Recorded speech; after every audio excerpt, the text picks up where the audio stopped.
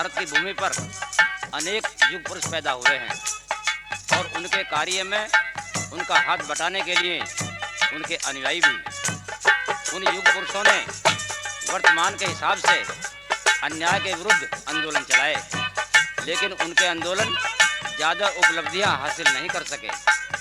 बवंडर में उड़े धूल की तरह उनके आंदोलन उनके चले जाने के बाद शांत हो गए। कारण यह रहा कि जिस बीमारी के दलित शोषित समाज के लोग शिकार थे, वह आंदोलनकारी भी उस बीमारी से मुक्त नहीं थे। किसी ने जातिवाद का विरोध किया तो किसी ने शास्त्रों का और किसी ने पाखंडवाद का, लेकिन जो इन सब की जड़ है उसका विरोध किसी ने नहीं किया, और वह है भाग और ईश्वर। उन विद्वानों ने शोषण के खिलाफ और अधिकार प्राप्ति की इस शोषित समाज को कभी शिक्षा नहीं दी। वह घूम फिरकर ईश्वर को प्राप्त करना चाहते थे, इसीलिए उनके आंदोलन निस्सार रह गए। 14 अप्रैल 1891 को एक महापुरुष का जन्म हुआ, जिसको हम सब बाबा साहब भीमराव अंबेडकर के नाम से जानते हैं। उन्होंने विदेशों में जाकर ऊंची शिक्षा प्राप्त की और सब धर्मों का अध्ययन भी किया। जब वे बौद्ध धर्म पर आए तो उन्होंने उन ग्रंथों में पाया कि भाग ईश्वर यह सब धोखा है, मनुष्य अपना स्वामी आप है। उन्होंने ये भी देखा कि कुछ लोग भाग ईश्वर की आड़ में बहुजनों का शोषण कर रहे हैं। उन्होंने इस जुल्म के खिलाफ आवाज़ उठाई और कई सत्याग्रह भी किए, जिनमें 2 सत्याग्रह प्रमुख हैं। महातालाब का सत्याग्रह पानी पीने के लिए, दूसरा नासिक कालाराम मंदिर प्रवेश के लिए। इन सत्याग्रहों में उन्हें भारी सफलता मिली। वे जब भी और जहाँ भी सभा लगाते थे उसमें ईश्वर भाग का विरोध करते थे और अपने पैरों पर खड़ा होने की शिक्षा देते थे। उनके भाषणों को सुन सुनकर लाखों दलित लोग उनके भक्त बन गए। उन्हीं स्वामी भक्तों में से एक सोनबा येवले महर की कहानी आपको सुनाता हूँ, जरा ध्यान से सुनिए।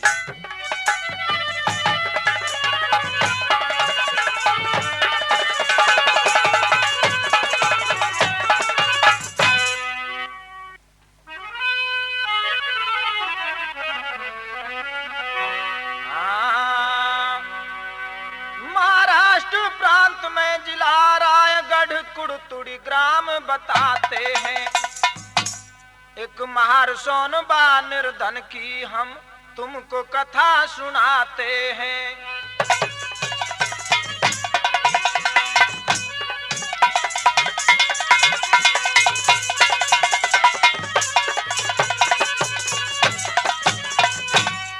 भिक्खा गोविंद बड़े भाई थे, सोनबा इनसे छोटा था। गांव में कोई रोजगार नहीं, उन्हें खाने तक का टोटा था।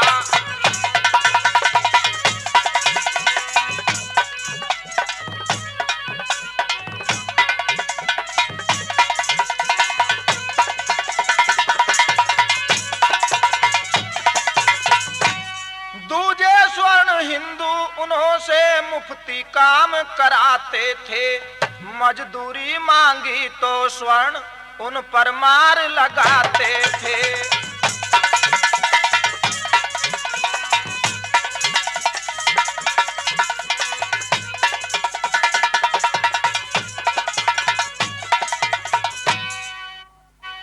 लकड़ी घास गोंद पत्ते जंगल से चुन कर लाते थे।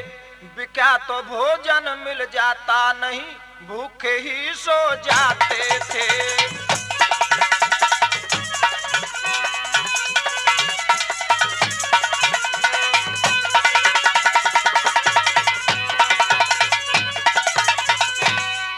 अत्याचार भूखमरी को भिक्खा गोविंद नहीं सह पाए थे।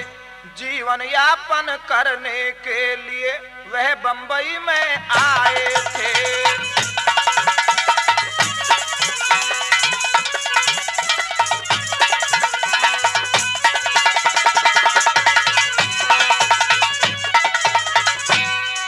सोनबा वे सुख सुखबाई पत्नी संतु सज्जा लाल सुनो, चारों प्राणी रहे गांव में, अब आगे का हाल सुनो।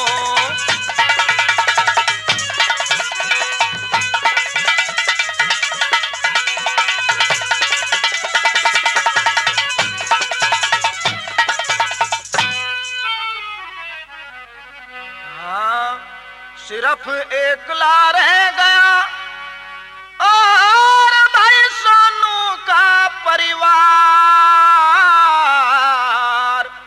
सुखबाई ने एक दिन भाइयों प्रगट किया विचार।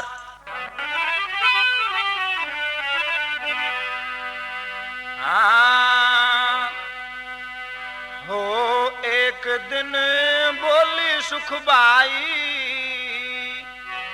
इस बस्ती को छोड़ बसोपति बंबई में जाई। हो एक दिन बोली सुखबाई, हो एक दिन बोली सुखबाई।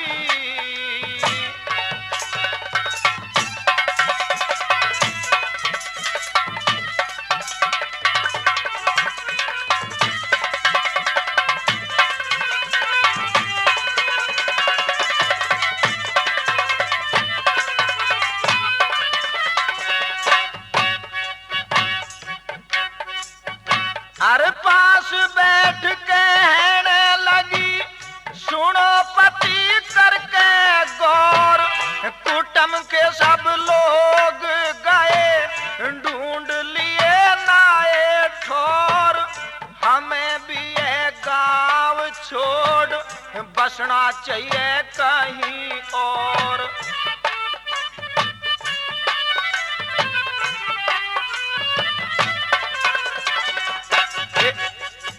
एक तो पति जी यहाँ कोई भी रोजगार नहीं, स्वर्णों की बस्ती हमसे करता कोई प्यार नहीं। किसके पास बैठे अपनी बिरादर परिवार नहीं।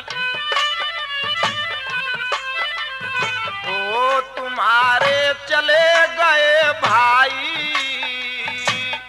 इस बस्ती को छोड़ बसोपति बंबई में जाई।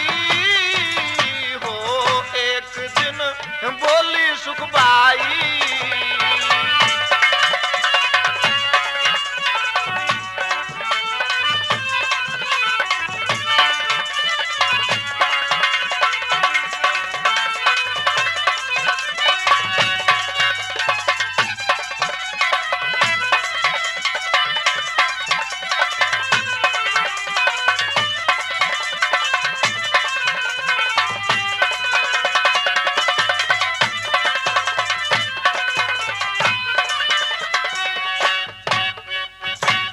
सुरवनों की बस्ती यहाँ स्वर्णों का ही राज है। यहाँ तो गरीब इनके रहम का मोहताज है।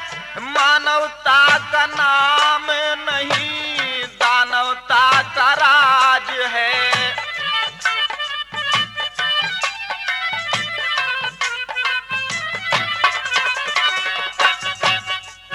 इस बस्ती के अंदर पति कोई भी हमारा नहीं, मजदूरी के अतिरिक्त कोई भी सहारा नहीं। आधे भूखे रहते पति होता यहाँ गुजारा नहीं।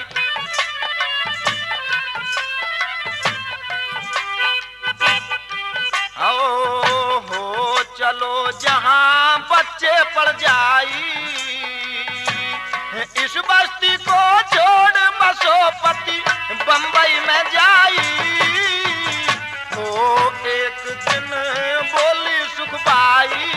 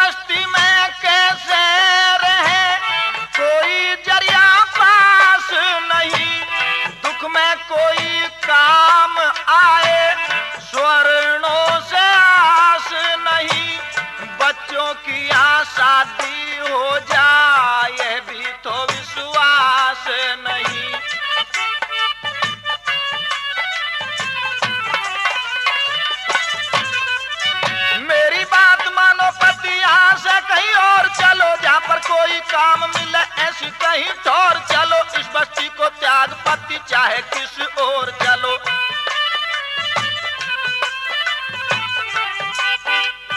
हो मेरी यही समझ आई,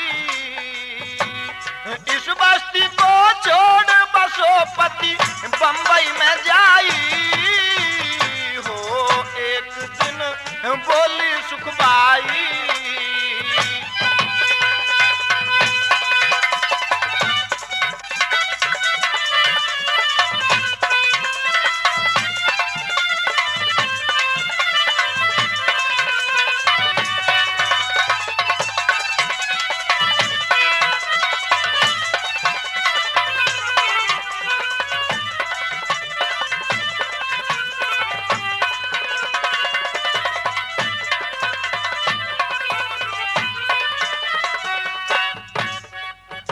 अरे इतनी सुनकर सोनबा ने अपना ये विचार दिया, जन्म भूमि है ये मेरी, इसने मुझको प्यार दिया।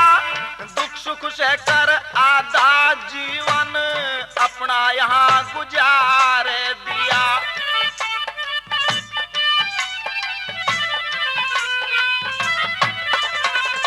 जिन गलियों में खेला कूदा कैसे उनको छोड़ दूं, जिन पेटों की छांव बैठा कैसे मुंह मोड़ दूं, दादा की इस झोपड़ी से कैसे मोह तोड़ दूं। वो प्रेमी को ये सलाह नहीं भाई, इस बस्ती को छोड़ बसो पति बंबई में जाई। हो एक दिन बोली सुखबाई,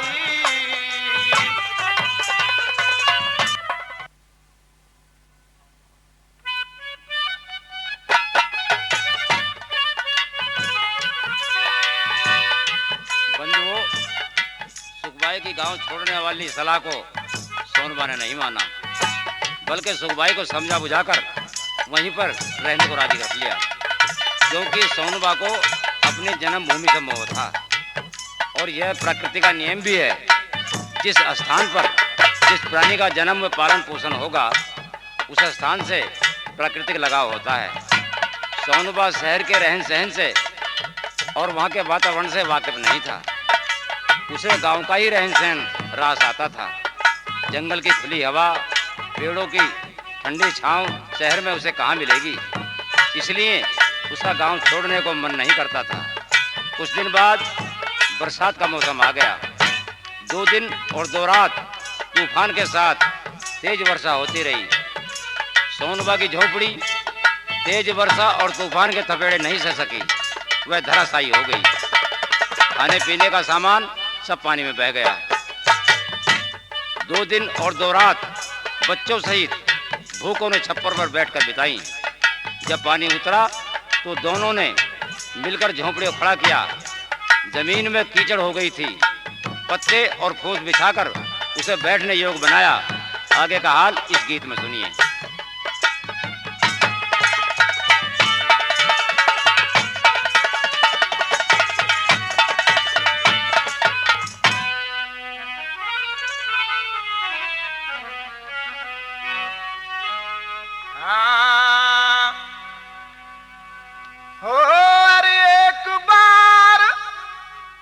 तूफान के संग में अर हो गई वर्षा भारी रे,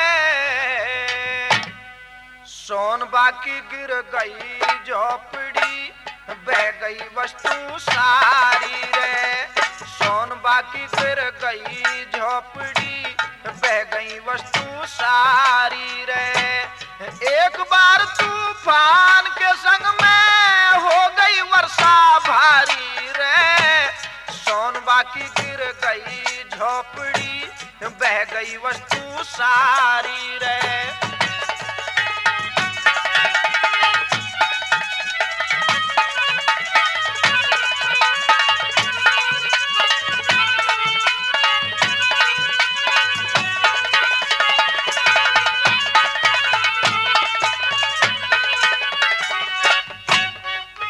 हर 2 दिन और 2 रात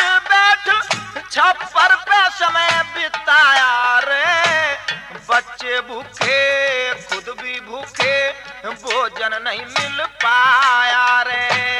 पानी उतरा दोनों ने मिल छप्पर खड़ा कराया रे। पत्ते तोड़ कीच में डाले चलने का राह बनाया रे।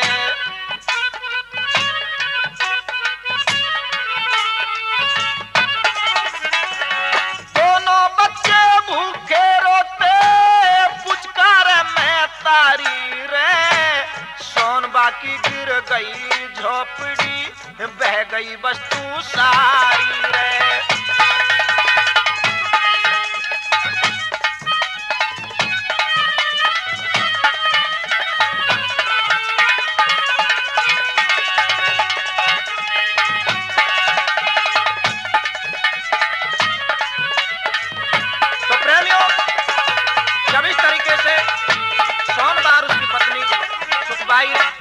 और बच्चों को भूखे मरते मरते 2 दिन हो गए तो सुखबाई अपने पति सोनबा से इस प्रकार कहने लगी। अरे सुखबाई ने कहा पति तुम बस्ती अंदर जाओ। जौन शरत पे मिले जो कुछ भी मांगे उधारा लाओ। हमें मिले या नहीं मिले बच्चों को जरूर खिलाओ। बच्चे भूखे मर जाएंगे इनके प्राण बचाओ।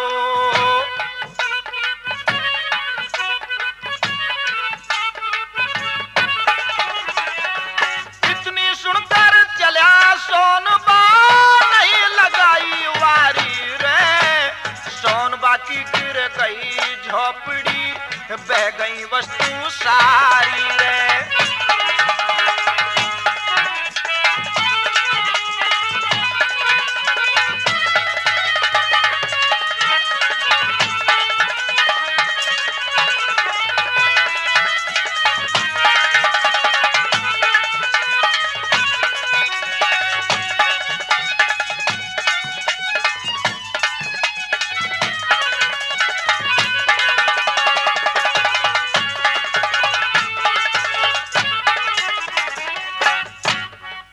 तो प्रेमियों, सोनबा अपनी पत्नी का कहना मानकर बस्ती में कुछ खाने पीने का सामान उधार मांगने के लिए चल दिया।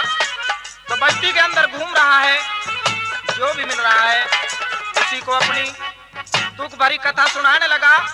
तो कवि ने क्या लिखा है? अरे जो भी उसे मिला बस्ती में उसको बिथा सुनाई रे। किसी स्वर्ण ने किसी तरह की ना कोई करी सहाई रे। बल्कि उसको दूर दूर करे पड़ना जा परछाई रे। कैसे महार घुसा बस्ती में खोटी खरी सुनाई रे।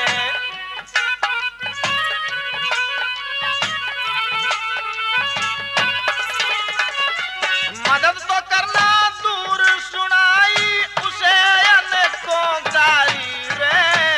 सोनबा की गिर गई झोपड़ी बह गई वस्तु सारी रे।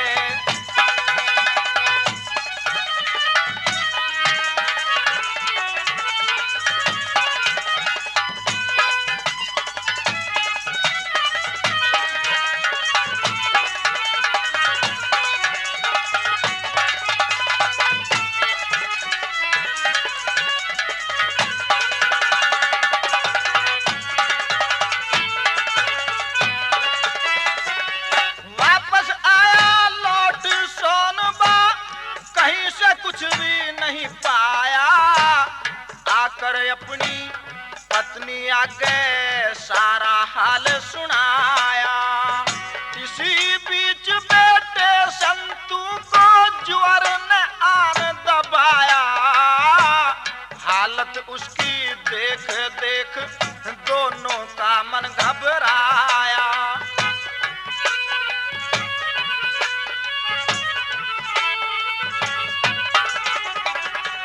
ऐसे में क्या करते प्रेमी नहीं समझ कुछ आ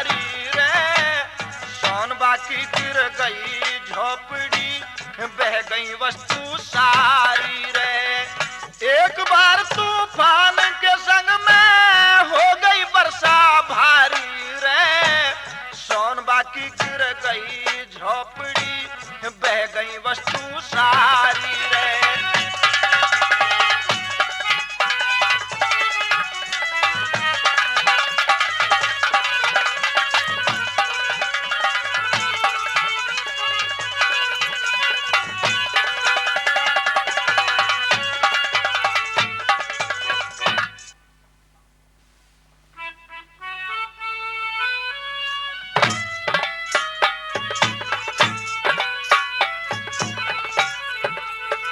साथियों, सोनबा पूरी बस्ती में उधार के लिए घूम आया।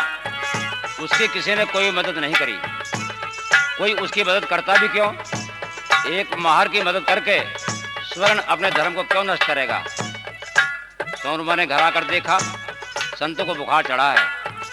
उसकी चिंता और बढ़ गई। दोनों पति पत्नी बच्चे को देखकर रोने लगे। एक तो भूख, दूसरे बारिश में तूफान की मार से संतों का बुखार बढ़ता ही गया। सुखबाई को किसी बर्तन में एक पाव चावल मिल गए। उसने उनको पतला मांड की तरह बनाया और संतों के लिए परोस दिया। संतु बुखार के कारण उस मांड को नहीं पी सका। बेटे की ऐसा व्यवस्था को देखकर सोनबा की आंखों में आंसू आ गए और सुखबाई ने वह मांड वैसे ही ढककर रख दिया और बेटे को गोद में लेकर आंसू बहाने लगी। सुखबाई के आंसुओं की धारा में ममता की वेदना समाई थी। धीरे धीरे संतों का बुखार और बढ़ने लगा।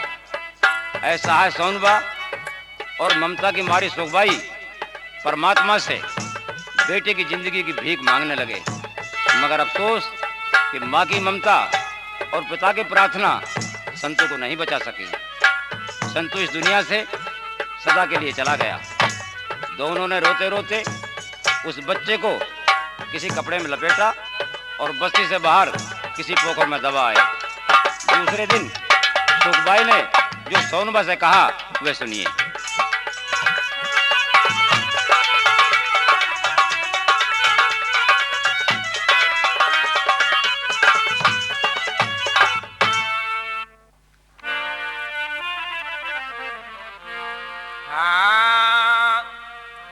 चलो पिया यहाँ से कहीं दूर, अब ढूंढो और ठिकाना। चलो पिया यहाँ से कहीं दूर, अब ढूंढो और ठिकाना। चलो पिया यहाँ से कहीं दूर।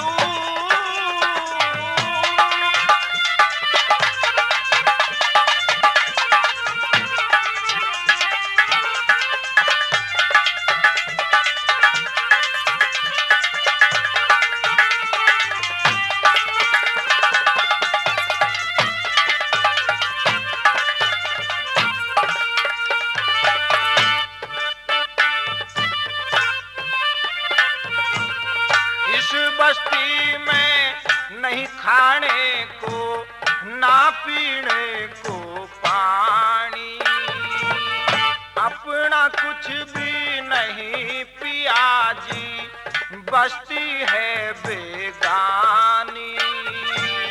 साथ हमारे स्वर्ण यहाँ पे करते हैं मनमानी।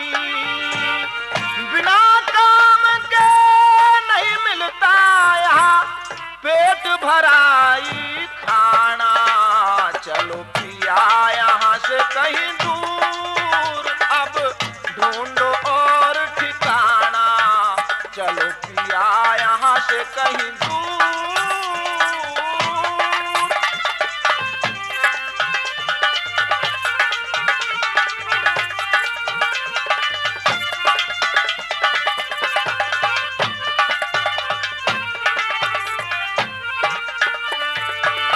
चलो वहीं चलते हैं हम भी, जहां तुम्हारे भाई करने को वहां काम मिले और भराई। एक दूजे के सुख दुख में सब लेंगे हाथ बटाई। यहाँ तो अपना कोई नहीं है, सब कोई है बेगाना। चलो पिया यहाँ से कहीं दूर, अब ढूंढो और ठिकाना। चलो पिया यहाँ से कहीं दूर।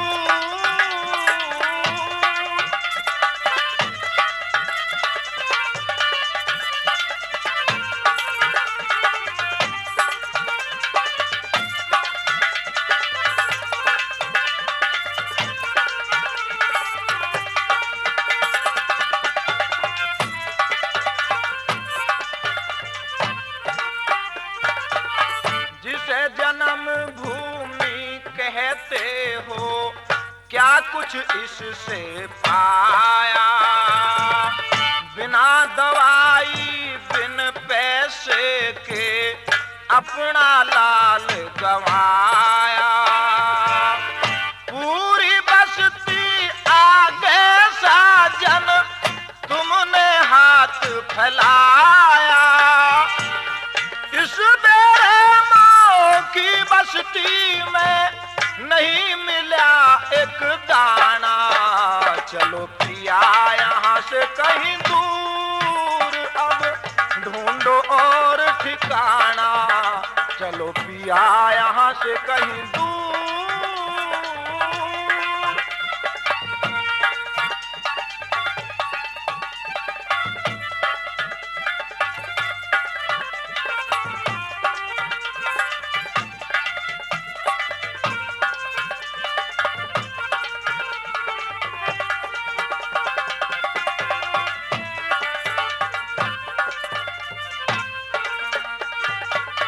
क्या रखा है मुझे बताओ साजन इस गांव में? एक दिन भूखे मर जाएंगे पेड़ों की छांवों में। 4 रोज हो गए भूखों को, ताकत नहीं पाओ में। मोह छोड़ दो जन्मभूमि का, प्रेमी का है समझाना। चलो पिया यहाँ से कहीं दूर, अब ढूंढो और ठिकाना। चलो पिया यहाँ से कहीं दूर।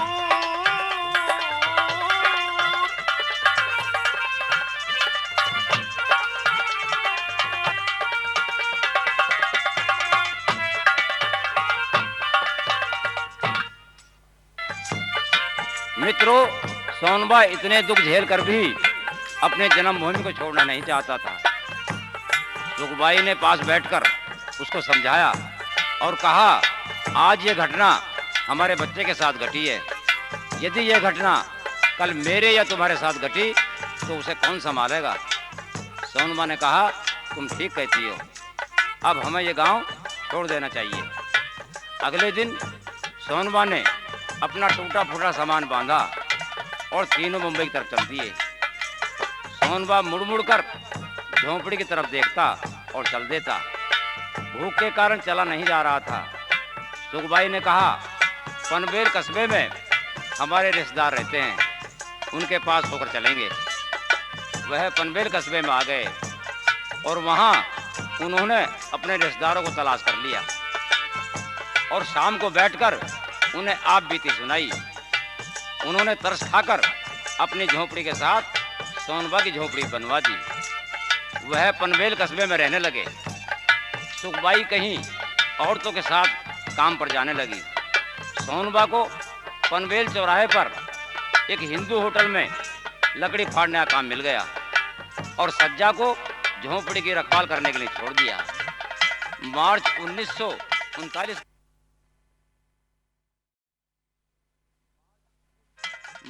1939 की बात है।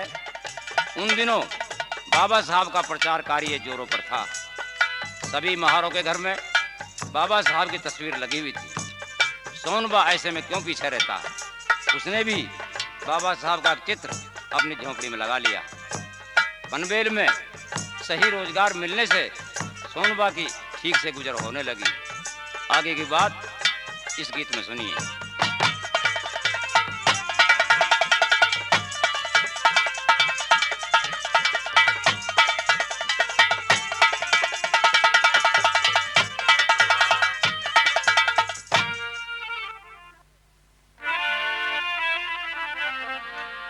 हाँ, अरे एक रोज बाबा ने कर दी पूना की तैयारी। पनवेल चौक पे आए उनको प्यास लगी थी भारी। एक रोज बाबा ने कर दी पूना की तैयारी। पनवेल चौक पे आए उनको प्यास लगी थी भारी।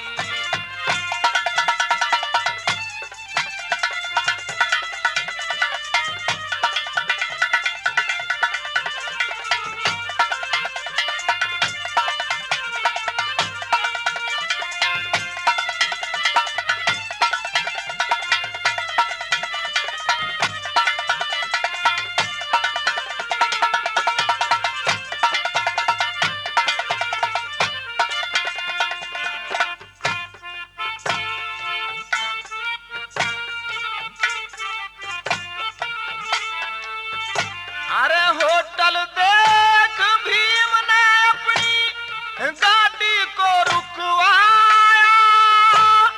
पानी पीकर चलेंगे आगे चालक से फरमाया। फिर चालक से फरमाया। उतर के चालक नीचे आया। दी खिड़की खोल पिछाड़ी। पनवेल चौक पे आए उनको प्यास लगी थी भारी।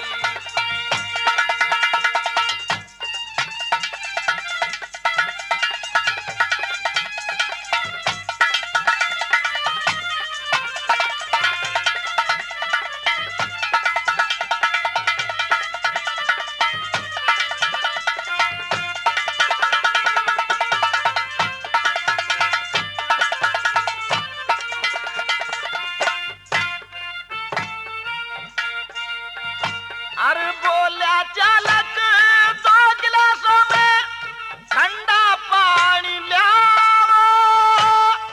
इसके बाद हमें 2 कप स्पेशल चाय बनाओ।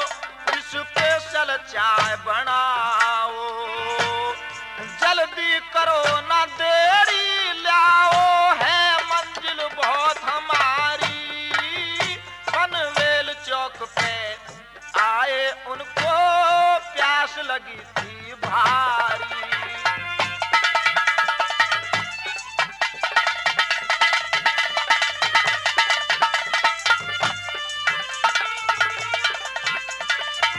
तो आगे क्या होता है?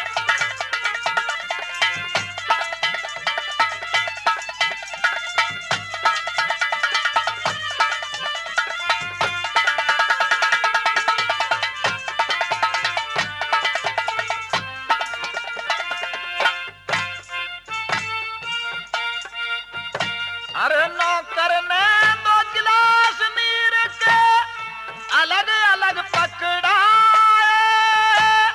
बोला मालिक कौन साहब ये इधर कहाँ से आए।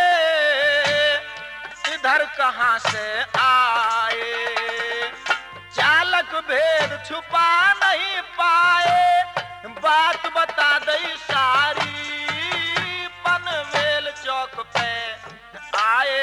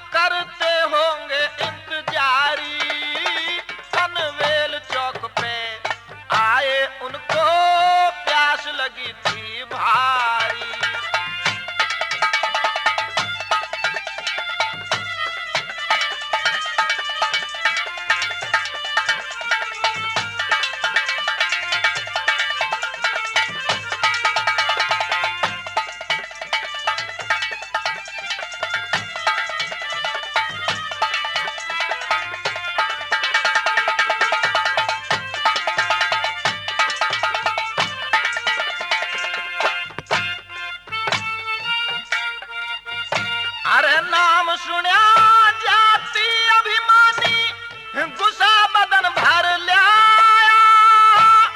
जहरीली पानी में बोला होटल ए पवित्र बनाया होटल ए पवित्र बनाया महार यहाँ कोई न घुस पाया कैसे हिम्मत हुई तुम्हारी पनवेल चौक पे आए उनको प्यास लगी थी भारी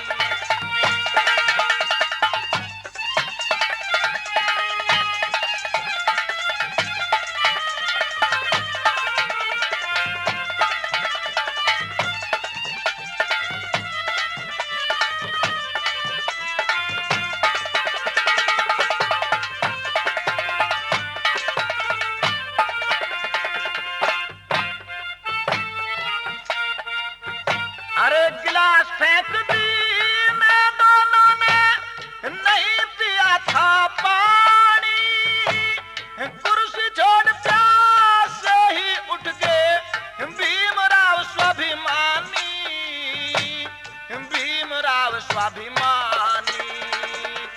हिंदू नहीं तजे नादानी कह प्रेम पर चारी पनवेल चौक पे आए उनको प्यास लगी थी भारी एक रोज बाबा ने कर दी पूना की तैयारी पनवेल चौक पे आए उनको प्यास लगी थी भारी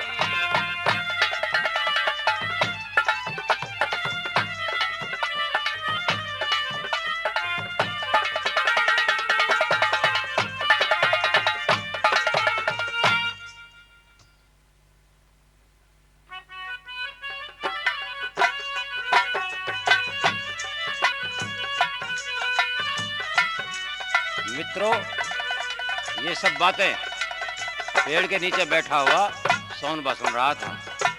वह उठकर बाबा साहब के पास आया और हाथ जोड़कर बोला, बाबा साहब, इस होटल मालिक ने आपका बहुत अपमान किया है। आप थोड़ी देर ठहरो, मैं आपके लिए घर से पानी लाता हूँ। मैं आपको प्यासा नहीं जाने दूंगा। बाबा साहब ने उसका नाम पूछा और कहा, सोनबा, अब हमें देर हो रही है। सभा में लोग हमारा इंतजार कर रहे होंगे। सोनबा की आंखों में पानी झलक रहा था। बाबा साहब ने उसे दिलासा देते हुए प्यार भरी वाणी में कहा, सोनबा, तुम चिंता मत करो। हम जब कभी इस रास्ते से आएंगे तुम्हारा पानी पीकर जरूर जाएंगे। और इतना कहकर बाबा साहब गाड़ी में बैठ गए। चालक ने गाड़ी चला दी। जब तक गाड़ी दिखती रही, सोनबा खड़ा खड़ा देखता रहा। वह अपना काम समाप्त करके शाम को घर आया और सुखबाई को सारी बात सुनाई। सुखबाई ने सुनकर कहा, आप वहाँ कल से ही पानी रखा करो। पता नहीं बाबा साहब कब आएं और आज की तरह से प्यासे ही लौट जाएं। सोनबा ने ऐसा ही किया। वह रोज पानी लेकर पेड़ के नीचे बैठने लगा। आगे का हाल इस गीत में सुनिए।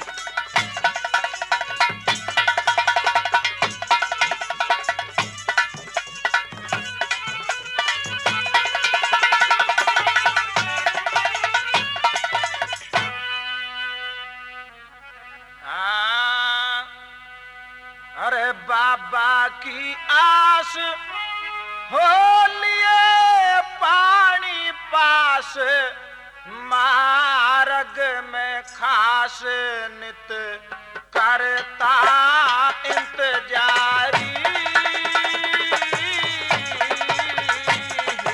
रे बाबा की आस लिए पानी पास मार्ग में खास नित करता इंतजारी रे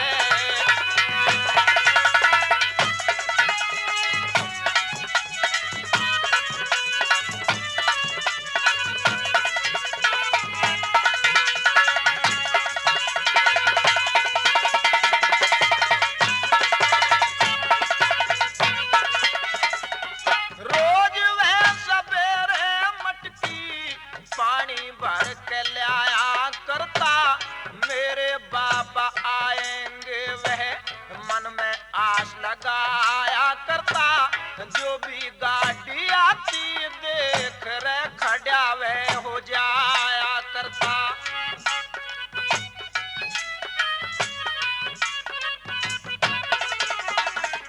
गाड़ी में है बाबा साहब, उसको यह विश्वास होता, उसमें कोई और देख आस से निराश होता।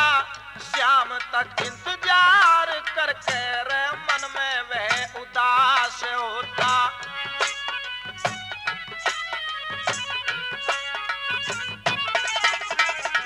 पानी को बखेर वहीं खाली बर्तन लेकर साथ होकर के निराश चलता। बीत जाती पहर रात, पूछती थी रोज पत्नी रे बाबा की सुनाओ बात।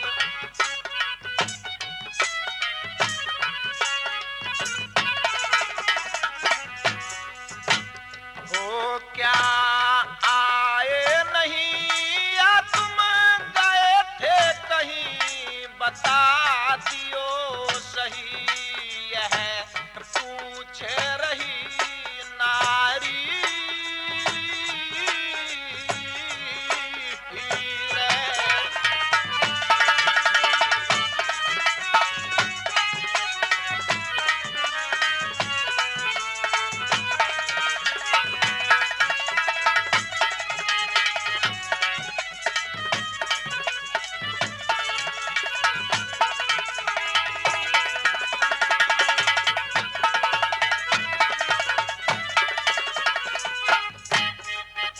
अरे नित्य ये कर्म था उसका, ताजी पानी लाया करता। प्यासे को वह पानी नहीं किसी को पिलाया करता, जो भी उससे मांगे पानी रे बाबा का बताया करता।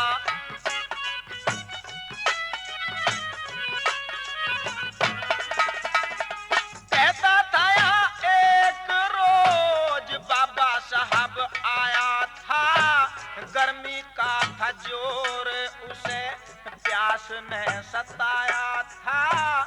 इस होटल वाले ने उसको पानी नहीं पिलाया था।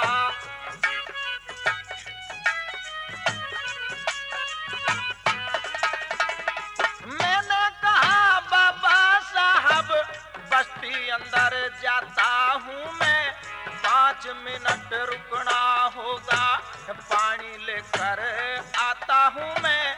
इसने नहीं पिलाया, छोड़ो अभी ही पिलाता हूँ मैं।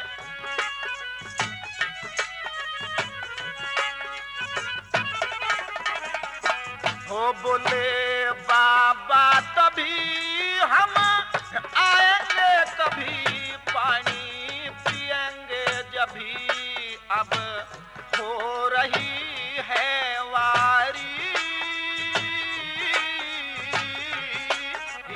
रे।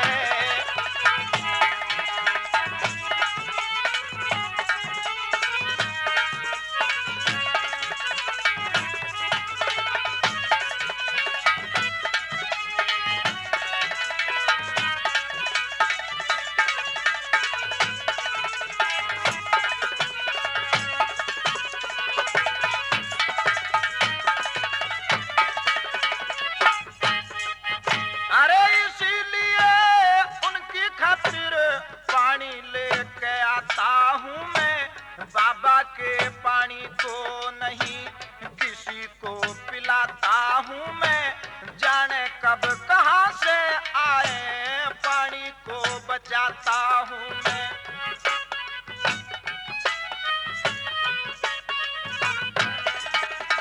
अरे मुझको है विश्वास एक दिन बाबा साहब आएंगे, वो मेरी इस झाड़ी का पानी पीकर प्यास बुझाएंगे। वो वादा किया है मुझसे उसको नहीं भुलाएंगे वो।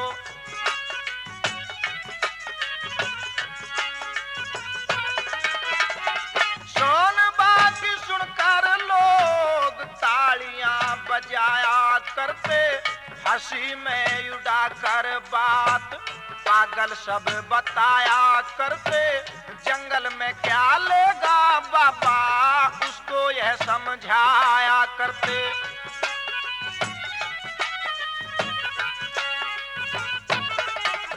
हो वे हैं बड़े लोग ना तू उनके योग, क्यों यह पाला रोग, तेरी अकल गई मारी।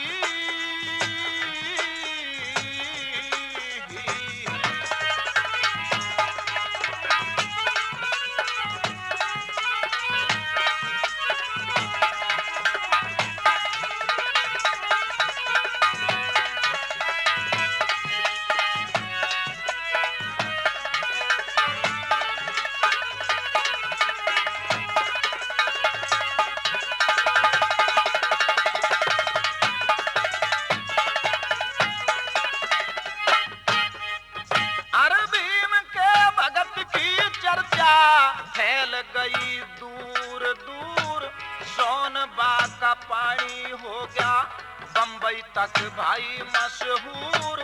बाबा से मिलने वाले भी चर्चा करते यह जरूर।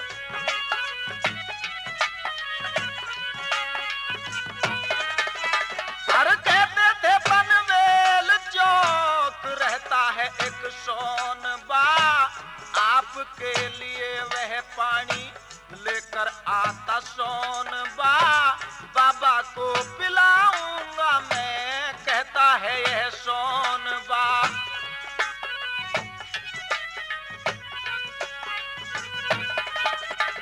सोनबा का नाम सुनकर बाबा को आया था ख्याल, अगली बार पिएंगे पानी कहकर आए उसको टाल। मुझको लगता इन बातों को बीत गए कई साल।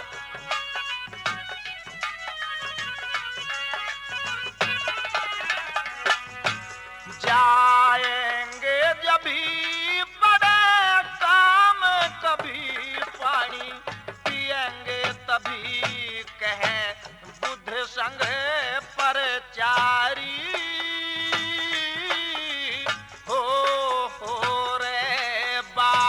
बाकी आसे लिए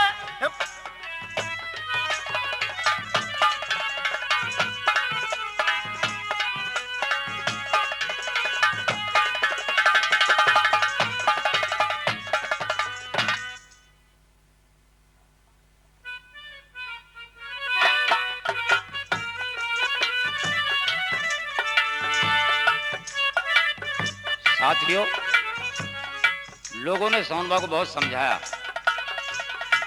लेकिन उसने अपना नित्य कर्म नहीं छोड़ा। सोनबा प्रतिदिन मटकी में पानी लेकर उसी जगह बैठता था जहां बाबा साहब को एक गिलास पानी नहीं मिला था।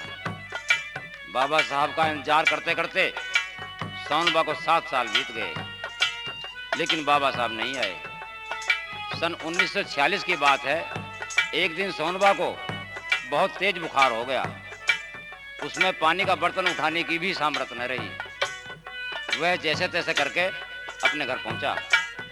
पास के लोगों ने उसके इलाज के लिए काफ़ी भागदौड़ की और डॉक्टर को बुलाया, लेकिन अफसोस कि लोगों की भागदौड़ और डॉक्टर का प्रयास सोनबा को नहीं बचा सका। सोनबा रात के 3 बजे इस संसार को छोड़ गया। उसकी मृत्यु का समाचार सुनकर पास के सभी लोग आ गए और दुख प्रकट करने लगे। वो इस गीत में सुनिए।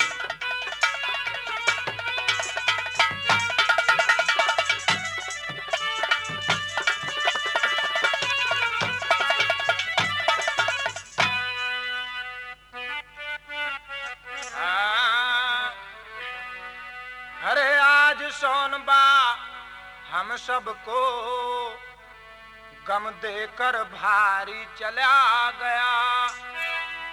बाबा की इंतजारी में तज दुनियादारी चला गया। आज सोनबा हम सबको गम देकर भारी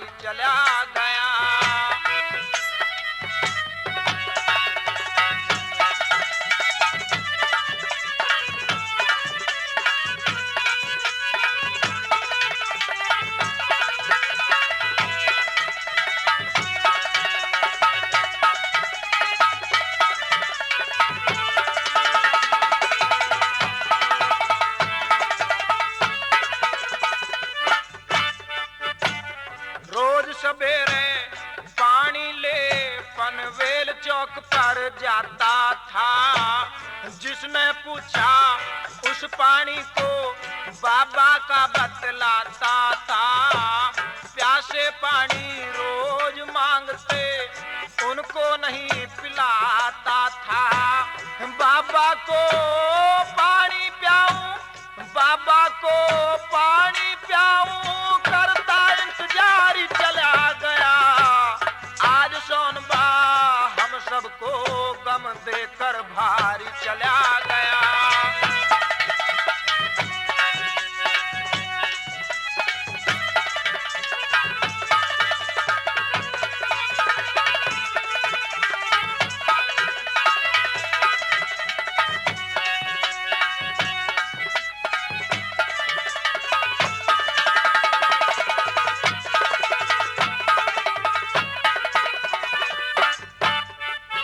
अरे तेरे जैसा भीम भगत इस भारत में नहीं पाएगा। बाबा साहब आएगा वह लौट प्यासा जाएगा। तेरे बिन बाबा को सोनबा पानी कौन पिलाएगा। ठंडे जल की पेड़ के नीचे, ठंडे जल की पेड़ के नीचे रख कर झारी चला गया। आज सोनबा हम सबको गम देकर भारी चला गया।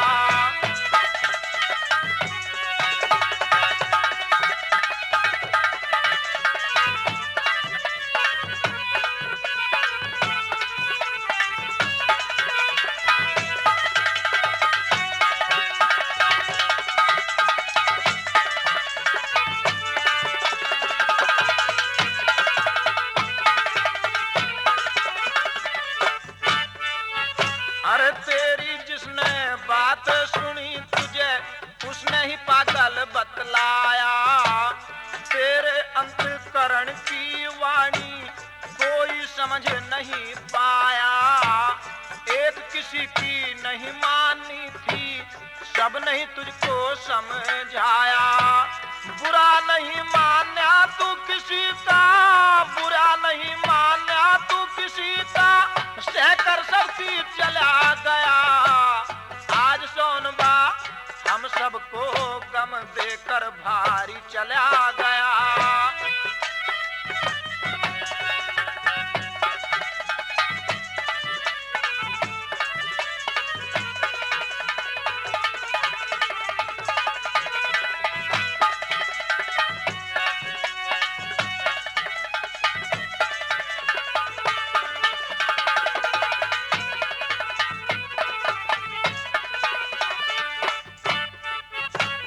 हमें माफ कर देना सोनबा, हमें माफ कर देना सोनबा, हमसे भूल हुई भारी। चरण पकड़ के रोए रहे थे बस्ती के सब नर नारी। सुखबाई सजा दोनों पर गम का पहाड़ गिरा भारी। बुध संग प्रेमी आज बीच से, बुध संग प्रेमी आज बीच से रे भीम पुजारी चला गया। आज सोनबा हम सबको गम देकर भारी चला गया। बाबा की इंतजारी में, बाबा की इंतजारी में तज दुनियादारी चला गया। आज सोनबा हम सबको गम देकर भारी चला गया।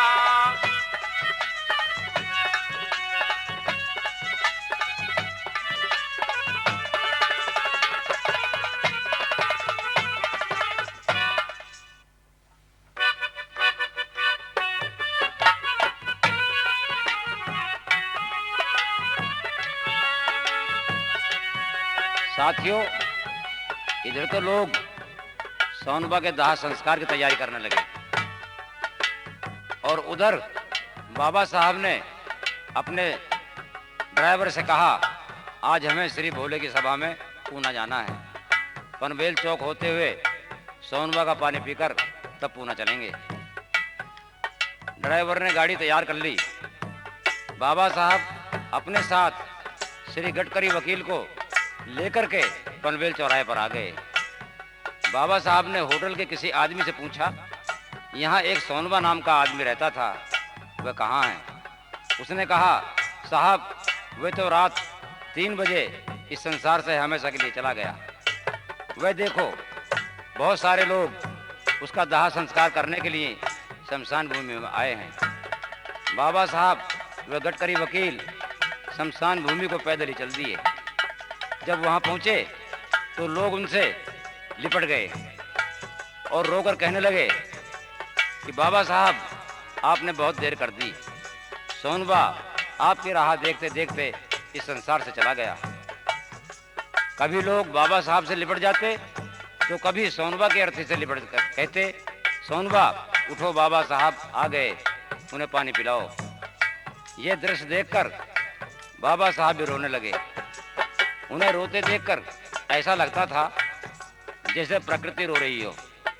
बाबा साहब ने गडकरी वकील को शहर भेजकर पुष्प चक्र मंगाया और उन्होंने सोनबा को अपनी श्रद्धांजलि अर्पित की। तब चिता को आग लगाकर बाबा साहब उस स्थान पर गए जहां सोनबा पानी लेकर बैठता था। देखा तो पानी का घड़ा वहीं रखा है। बाबा साहब ने उस घड़े का पानी पिया और बोले, यह जमीन खरीदकर सोनबा की समाधि बनाओ, जो खर्चा होगा उसको हम देंगे। वहाँ के लोगों ने वैसा ही किया। सोनबा की समाधि बन गई। लोग उस पर फूल चढ़ाने लगे। मित्रों, सोनबा लिखा पढ़ा नहीं था, विद्वान भी नहीं था, उसे धर्म का ज्ञान भी नहीं था, उसके पास कुछ भी तो नहीं था, केवल श्रद्धा थी। उसी ने उसको अमर बना दिया। मित्रों, आज बहुजन समाज के लोग में श्रद्धा नहीं है, और है भी तो उनके घड़े में स्वार्थ का पानी भरा हुआ है। हमें सोनबा से कुछ सीखना चाहिए। मेरा आपसे अनुरोध है कि जब कभी आप महाराष्ट्र जाएं, पनवेल जरूर जाएं और सोनबा की समाधि को पुष्प चढ़ाकर आएं। इन्हीं शब्दों के साथ ये कहानी यहीं समाप्त होती है। जय भीम, जय भारत, धन्यवाद। जी हाँ, देहाती, फिल्मी, रशिया, बौद्ध मिशन की कैसेट के लिए संपर्क करें। प्रेमी cassette, new Seelampur, D152 Delhi. अधिकृत विक्रेता सुखबीर वाच सेंटर, किला परिषदगढ़ रोड, अब्दुल्लापुर, महानगर। और प्रेमियों, आपको एक बात और याद दिला दें, इस कैसेट के गायक हैं चौधरी भिकारी लाल तंवर, काटीखेड़ा निवासी, और इसमें साज पर साथ दे रहे हैं मास्टर हंसराज और उनके छोटे भाई मास्टर लेखराज, और उनके साथी नक्कारे पर साथ दे रहे हैं श्री गोपी जी।